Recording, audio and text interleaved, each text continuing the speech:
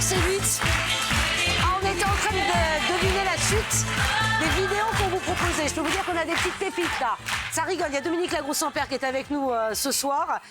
Et donc du coup, on a décidé de faire un C'est quoi la suite spécial JT, bien sûr. Parce que bon, voilà, il se passe toujours des choses aussi pendant les JT, les directs. Il y a toujours des surprises, toujours avec les chroniqueurs Sacha, Sophie, Nicolas, Daniel, Amélie, Maxime, Francesca, Damien, Dominique, donc, et le public.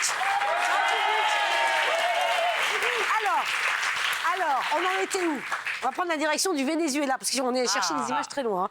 Il y en a partout des boulettes dans les JT. Avec un reporter qui couvre une information, il est sur place. Il y a eu une coulée de boue dans la ville. Regarde.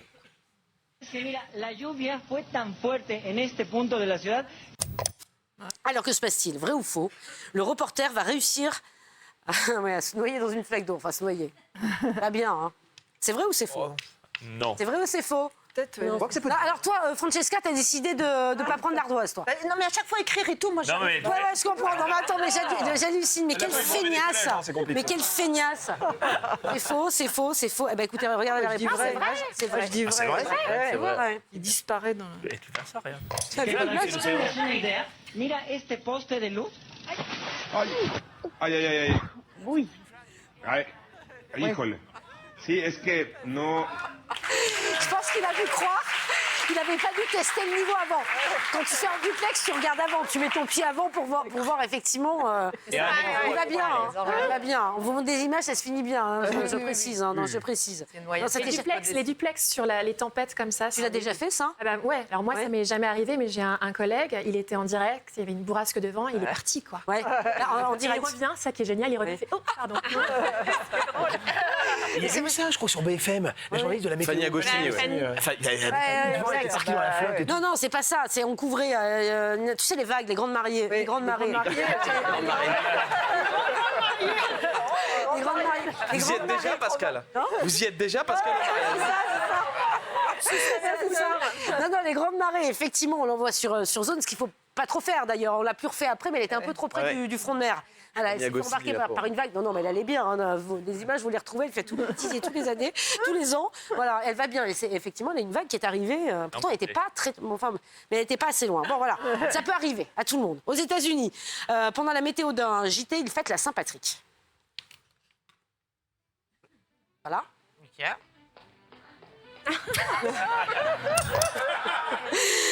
Alors, vrai ou faux, les deux journalistes, il faut la suite de l'histoire, vont se prendre de la bière en pleine tête.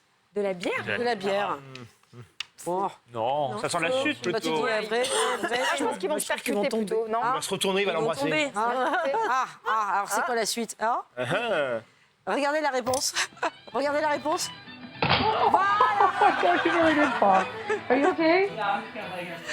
Voilà, on va faire les malins, mais ça arrive de déraper, hein, ça sur un plateau, voilà.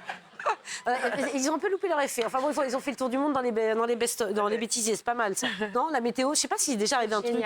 Je trouve que ça, c'est génial en fait. Quand on peut se permettre justement de sortir du cadre, ça fait vraiment du bien. Ouais, je suis d'accord. Parce qu'on n'imagine pas Evelyne Delia faire ça sur TF1. Non.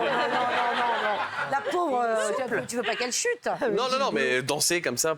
Avec Gilles Boulot. Ils peuvent se le permettre dans une matinale, ça peut être plus Oui, surtout sympa. les matinales américaines. Voilà, ça se joue, ça. C'est plus détendu.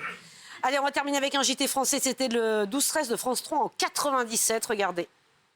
Invité du 12-13, Antoine Godino, ex-inspecteur de la brigade financière du SRPJ de Marseille. Alors, vrai ou faux, la journaliste va se tromper d'invité. Alors, c'est l'une des meilleures émissions. Non, mais alors attends, c'est énorme. Non, mais c'est énorme. Moi aussi, ça m'est arrivé. Je sais pas si toi, mais moi, ça m'est arrivé. Oui, c'est vrai. Regardez.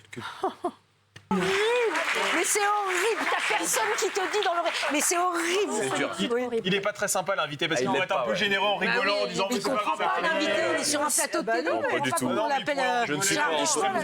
Pascal, ça vous est arrivé avec quoi quand ça vous arrive? Mais moi, ça m'est arrivé. Alors, un nombre de fois, plusieurs choses.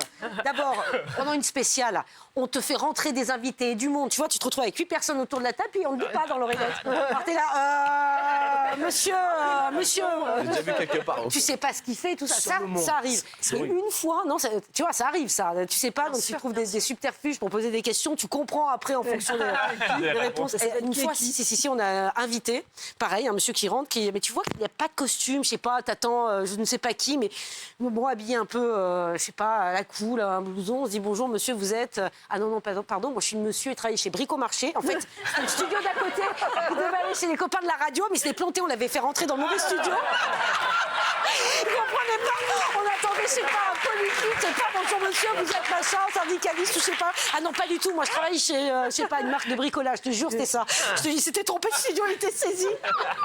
Bon, on l'a fait sortir, mais là, on nous l'a dit. Mais c'est arrivé, ça, non, Dominique, c'était pas arrivé, Il ça? a vendu, j'imagine, derrière. Hein. C'était la star du magasin après. Non Ah oui, c'est la star du magasin, je comprenais pas pourquoi bien regarder, mais non, mais c'est bizarre quand même, ce monsieur, ouais, ça arrive. Ce qui est génial, c'est que c'est comme dans la vie, quand on a quelqu'un qui vient nous voir et on se souvient absolument pas de qui est la personne. Sauf que là, il y a 8 caméras en plus. Donc Ouais, c'est ça, puis t'es en direct, et puis si t'as pas, parce qui que est ça, cette on a une petite personne oreillette. Ouais. Là, c'est Cac qui est avec moi ça doit être la aujourd'hui. panique, là. C'est pratique, parce que lui, il sait pratique. très bien qui rentre en plateau. Lui, il sait. Non, il est censé savoir, parce que pendant une spéciale, ça vient, tu peux pas, tu prévois rien. Tu fais vivre l'actu. Ah oui, qu'est-ce Il y qu'il y a a une avec vraie technique quand vous ne reconnaissez pas la personne. Alors, qu'est-ce qu'il faut vous faire vous approchez de lui, et c'est ce que Jacques Chirac faisait. Comment vous vous appelez? Donc la personne va vous dire, par exemple, vous me dites Pascal. Mais non, votre prénom, je le connais. C'est pas votre nom de famille. Et inversement, Ah, sur c'est le pas nom de famille. mal. Non, pas votre nom de famille. c'est pas mal. C'est pas mal. Bah, tu dis qui est en direct. Tu reçois un invité, tu vas dis non. Dis-moi, Sophie, tu t'appelles comment? Ah non. La grosse en perte, ça me mais dit un dans truc, la c'est quoi votre prénom? Alors, le pire, c'est effectivement ces grands moments de solitude qu'on peut avoir, d'où l'importance d'avoir une équipe en or derrière qui va te dire ok, c'est pas Sophie, et vas-y, et au fur et à mesure, voilà, et c'est l'art du direct. Ouais, Ça vous est déjà arrivé que vos invités partent parce que ça s'est mal passé, parce que et là vous êtes retrouvés toute seule en plateau? Oui, bah écoute, il part, qu'est-ce que je te dis? Oui, bien sûr, bien sûr. Qu'est-ce que tu veux que je te dise? Dupontel, un jour, qui avait été invité dans un Mauvais JT, client. Ouais. et La personne le n'avait pas journaliste vu, n'avait pas lu son livre et lui avait Sur dit, France 3. honnêtement, et le mec avait dit bon, bah, c'est pas la peine que je reste, puisque vous n'avez Il a pas quitté lu le le plateau. livre. Une minute. Et les malaises aussi, parfois, il y a les malaises. Moi, j'avais eu ça, j'avais fait un jeu sur TF1, je me rappelle, le matin, et il y avait un type, vraiment, je le voyais. Je voyais qu'il se décomposait, et j'étais hyper jeune, je devais avoir 22 ans à l'époque, et j'animais ce truc-là, et c'était en direct. Et je me disais, mais qu'est-ce que je vais faire? Et je le voyais venir vert, comme ça. Et je disais, ça va Et je savais pas quoi faire. Enfin, et à un moment donné, pouf, il est tombé. Mais ça va, il va bien? Bah non. Non, il va bien. Il va bien. Allez, on va parler télé. La télé est-elle vraiment un univers impitoyable? Tu restes avec nous, Dominique, tu connais ça mieux que personne. C'est notre focus télé aujourd'hui. On va revenir sur l'émission. Moi, j'avais adoré cette émission sur C8 avec beaucoup de témoignages. C'est Guillaume Janton qu'on embrasse, qui avait produit cette émission. Il y a plein de stars de l'antenne qui témoignent, qui livrent et qui disent leur vérité. On va revoir des extraits. Laurent Ruquier, Sophie Davant, Vincent Lagaffe, par exemple, qui racontent leur parcours, parfois semé d'embûches, les difficultés. La télé est-elle vraiment un univers impitoyable? Vous dites quoi? Oui ou non? Elle n'a pas de pancarte, Dominique. C'est injuste. Toi, méfie-toi de Damien. Vas-y. Méfie-toi de Damien. Oui, vous dites oui ou non? Vous dites oui? Vous dites oui, pourquoi? Maxime? La télévision est une industrie hautement compétitive avec effectivement au-delà des aspects financiers des chaînes qui tentent de capter l'intérêt du téléspectateur, derrière tu as évidemment peu de place, et comme tu as peu de place, tu as des gens qui sont prêts à pousser les autres du bord de la falaise. Je n'ai rien contre eux. Il y a plein de jaloux en télévision. On le sait tous, on sait qui c'est. On ne dira pas de nom. Ah bon? Mais il y en a partout. Bah, si. Ah bon, il y a des jaloux partout. Il y a des jaloux partout. Et moi, je n'ai rien contre l'ambition, mais il y a une différence entre prendre la place de quelqu'un d'autre et se faire sa propre place. Et ça, c'est tout l'intérêt. Et là, tu le trouves avec une authenticité et une manière originale d'être présent à l'antenne. Je suis d'accord. Nicolas? Ouais, moi je trouve ce qui est super dur aujourd'hui, un petit mec ou une petite nana qui est en province, en région, qui a envie de faire ce métier, waouh, il a un parcours du combattant aujourd'hui. Je suis pas sûre. Tu sais, via les réseaux sociaux, tu peux te faire connaître moi, je trouve autrement que c'est moins aujourd'hui. bien. Je sais Alors, pas. par les réseaux, mais déjà, il faut venir à Paris, si tu veux faire la télévision, c'est super compliqué. Je sais pas, Amélie. Je sais pas, moi je trouve pas du tout. Moi j'ai travaillé pendant très longtemps sur M6, pendant 7 ans, et je trouvais qu'il y avait une espèce de, je sais pas, un côté un peu familial. Je travaillais sur une chaîne de sport aussi pendant 8 ans, et j'ai trouvé au contraire qu'il y avait un bon esprit, une bienveillance dans cet univers. Au départ. Et Sophie, elle est morte de rire. Elle te dit, oh, c'est ça. Tu réponds, non. pourquoi tu rigoles? Pourquoi? Moi, j'ai fait toutes les chaînes. J'ai fait M6, j'ai fait TF1, j'ai fait France Télé, j'ai fait tout. Et personne n'a voulu toi. J'ai travaillé pour toutes les chaînes Paris Première, etc. Et honnêtement, il y a des très très belles rencontres, mais on va pas se mentir, c'est super raide. Mais moi, je trouve pas, le moment où vous apprenez que vous avez plus votre émission et que voilà, vous la prenez dans un tabloïd parce qu'on n'a pas le courage de vous le dire. C'est compliqué, quoi. Ouais, c'est vrai. Allez, on va écouter un premier extrait. Vincent Lagaffe, par exemple, justement, qui va revenir. On en a parlé également ces derniers jours, qui va revenir avec le Big Deal sur RMC. Ouais, exactement, sur RMC Story. Big Deal, ouais. Regardez ce qu'il explique. Il explique ne toucher. Alors, on parle aussi d'argent, parce qu'on dit on gagne beaucoup d'argent à la télévision. Et après, Vincent Lagaffe, lui, explique qu'il ne touche que 1 700 € de retraite. Il estime qu'avec ce qu'il a payé aux impôts, il mériterait de gagner plus. Regardez. Comment il fait pour L'argent que tu gagnes te permet de t'offrir ce que tu as envie de t'offrir. J'ai fait de mal à personne, je payais quand même mes impôts. Et d'ailleurs, quand je touche ma retraite, je me dis, mais vous êtes sûr que j'ai payé tout ça d'impôts? Parce que là, je suis à 1 700 balles de retraite. Moi, Vincent Lagaffe, après ce que j'ai payé comme impôt, j'ai 1 700 € de retraite. Alors, il dit ce qu'il pense. Est-ce que c'est audible?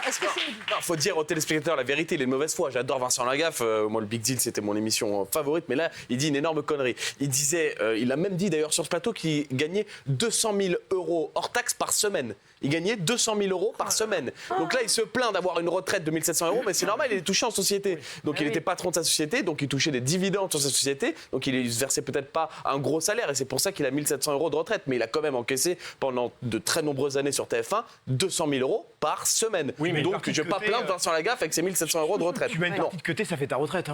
Oui, mais ce qu'il faut dire, c'est vrai que là, on donne des chiffres qui sont effectivement très impressionnants. Mais paradoxalement, la télévision est un métier très précaire parce que c'est l'un des seuls endroits, peut-être dans le monde du travail, où vous pouvez être remercié comme ça du jour au lendemain. C'est-à-dire que vous pensez avoir une place en or quelque part. Oui, Patrick Sébastien, on en parlait tout à l'heure, il a été remercié après 23 ans de bons et loyaux services alors qu'il cartonnait sur France 2. Mais pourquoi? Parce que malheureusement, il faisait plus partie des petits papiers de France Télévisions. Il fallait se séparer d'animateurs qui étaient au-delà de la cinquantaine. Ils ont eu le temps de coffrer, Damien. Alors c'est vrai qu'on gagne beaucoup d'argent pendant plusieurs années, mais parfois ça ne suffit pas toujours aussi, selon le temps de vie qu'on a eu, pour aller jusqu'à 80.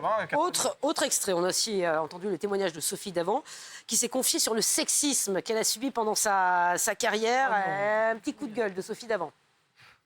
On pardonne moins à une femme d'avoir l'air fatiguée, d'être ridée et tapée, comme on dit, qu'un homme. Voilà, un homme qui a des cheveux blancs, on trouve ça tout à fait sexy. Une femme, on va tout de suite regarder est-ce qu'elle a fait des chirurgies esthétiques, oh là là, elle a morflé, enfin, etc.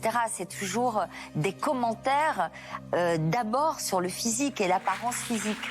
Ouais, est-ce qu'on en sort un peu, Dominique? Qu'est-ce que tu en penses de ça?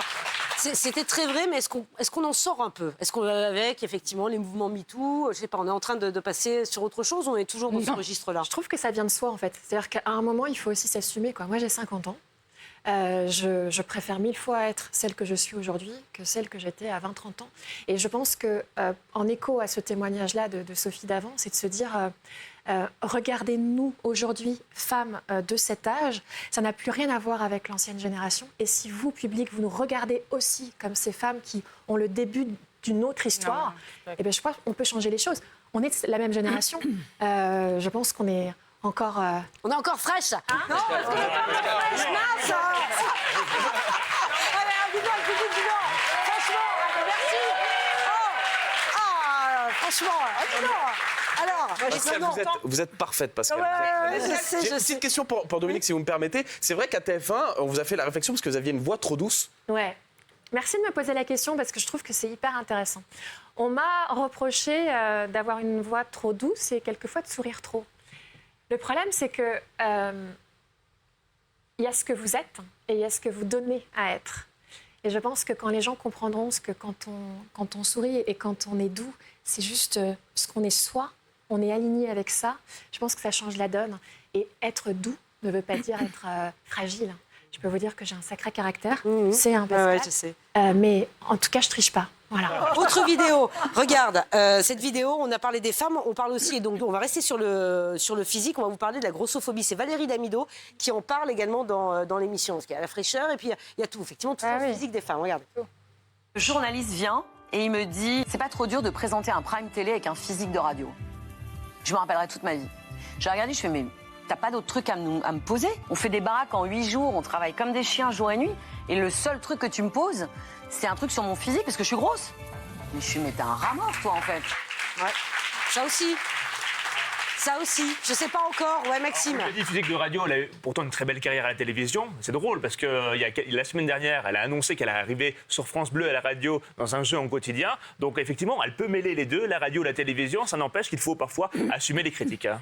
Non mais là, il ne faut pas être faux cul. La télé, c'est quand même vachement centré sur le physique, sur l'âge. Alors 50 ans, c'est très jeune. Maintenant, 50 ans, c'est le nouveau 40. Mais 60, c'est très compliqué. Il y a très peu de femmes de 60, 65, 70 ans. Regarde Evelyne Delia, on en parle à Evelyne Delia. 70 ans. Et alors, on peut les nommer, elles sont combien? Elles sont très. Mais attends, dis donc, peut-être qu'à 70 ans, t'as envie de passer à autre chose. Hein, forcément. Non, mais je suis sûre qu'il y a des femmes de 60, 65 ans qui aimeraient être encore à la télé. Je trouve qu'en plus, c'est très dur de vieillir devant la caméra. Je trouve qu'on est constamment jugé. Et sur le poids, mais dès qu'on prend 2 kilos, on se fait insulter. Dès qu'on en perd 2, alors c'est horrible, on est anorexique. Je trouve ça très, très compliqué.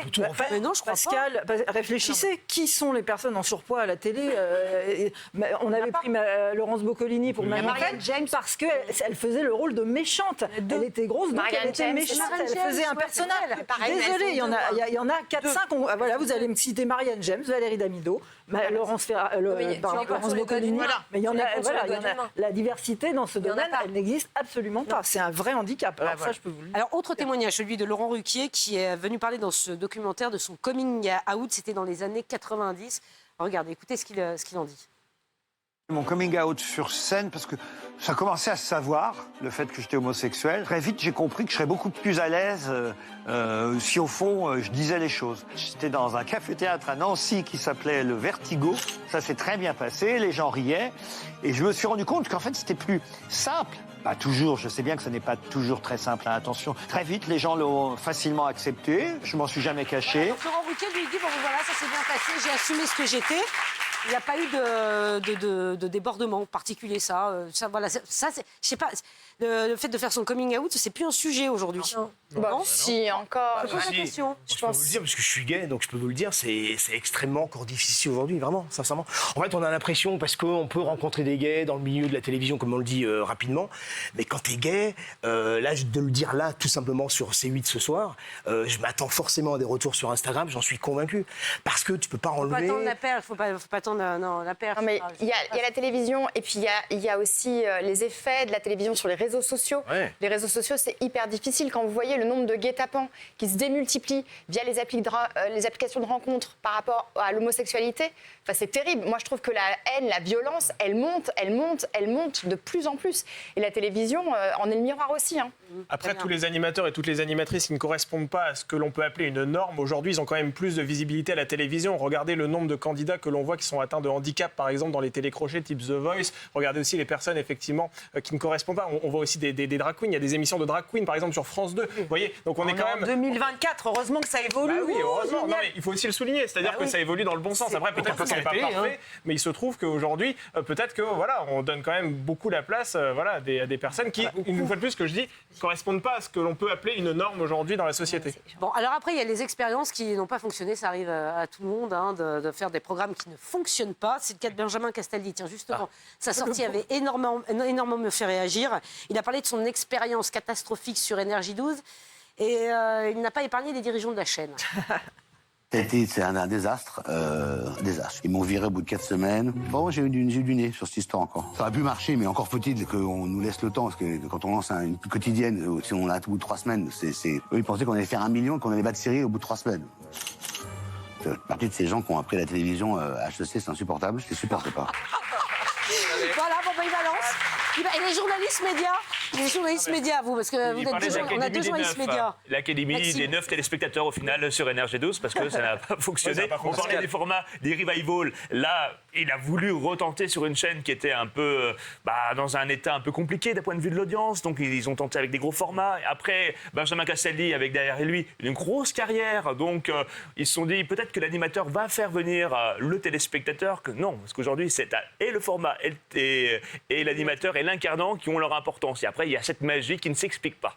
Ça, c'est vrai. Il faut rappeler le contexte. On est en 2015. Benjamin Castaldi est en guerre avec Cyril Hanouna. Il écrit un livre où il le déboîte, clairement. Et NRJ12 l'appelle pour faire l'Académie des 9 et pour concurrencer Touche pas à mon poste. Sauf que Touche pas à mon poste est déjà installé depuis 3, 4, 5 ans sur C8, même D8 à l'époque. Et là, ils font 250 000 téléspectateurs sur NRJ12. Alors aujourd'hui, ça sera un miracle. Mais à l'époque, c'était catastrophique quand TPMP faisait 1 million, 1,5 million, voire même plus. Donc c'est pour ça que Benjamin est allé sur NRJ12 à l'époque. Mais voilà, il balance, il est sans filtre. Mais après, psychologiquement, quand on fait ce métier, je pense qu'il faut être quand même très solide parce qu'on va pouvoir parfois vous promettre de faire partie d'une émission, voire de participer à une émission sur une saison entière. Ça va s'arrêter très vite et vous n'allez pas forcément l'accepter parce que vous serez projeté. Je peux vous assurer que pour en croiser certains dans les coulisses, il y en a certains qui, derrière les caméras, vont vous dire « Ah bah à la rentrée, tu vas me retrouver sur telle chaîne ». Eh ben, le fait est que non, en fait. Il a été remplacé en dernière minute parce qu'ils ont testé quelqu'un entre-temps et il lui a pris sa place. Donc vous voyez, il faut être quand même très, très solide psychologiquement. Il faut savoir remonter la pente. Quand vous vous êtes projeté, quand vous vous êtes dit c'est bon, je vais être une star demain,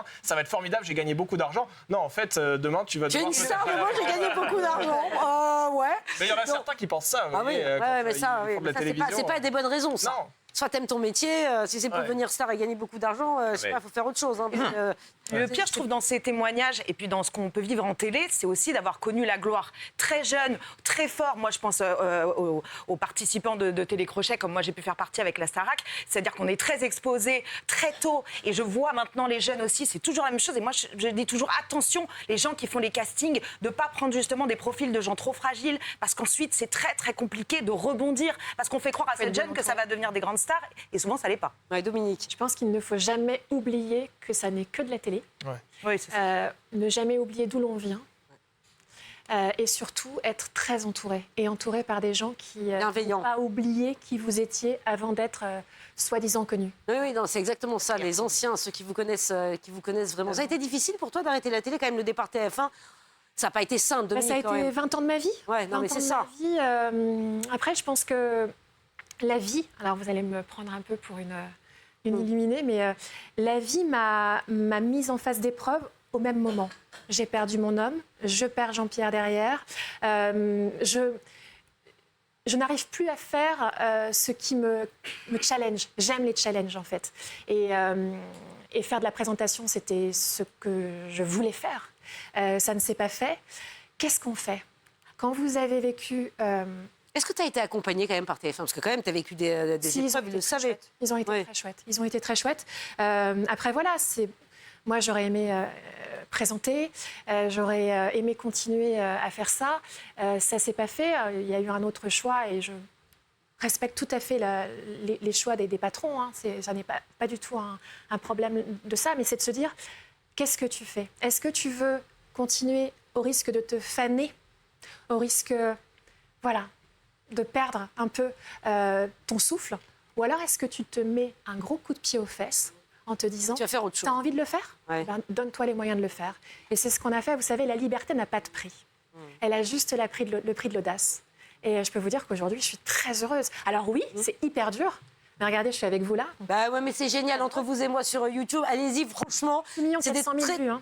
Voilà, bravo Dominique. En tout cas, merci beaucoup d'être venu sur le plateau ce soir. C'était un plaisir de te recevoir. Il y a des jolis livres aussi que tu as écrits, très jolis livres, 2 livres que tu as écrits, que je recommande aussi entre vivement. Voilà, donc allez voir sur YouTube. Et celle qui s'aime enfin. Bon, on te souhaite plein de bonnes choses. Merci d'être venu. Vous restez avec nous dans un instant. On va recevoir une détective privée. On va parler du summer body parce que Maxime Guény se dit que 2 jours avant l'été, ce serait plus pour s'y mettre. Et on parlera de quoi? Et on parlera de Florent Pagny. Gros dossier à venir. À tout de suite.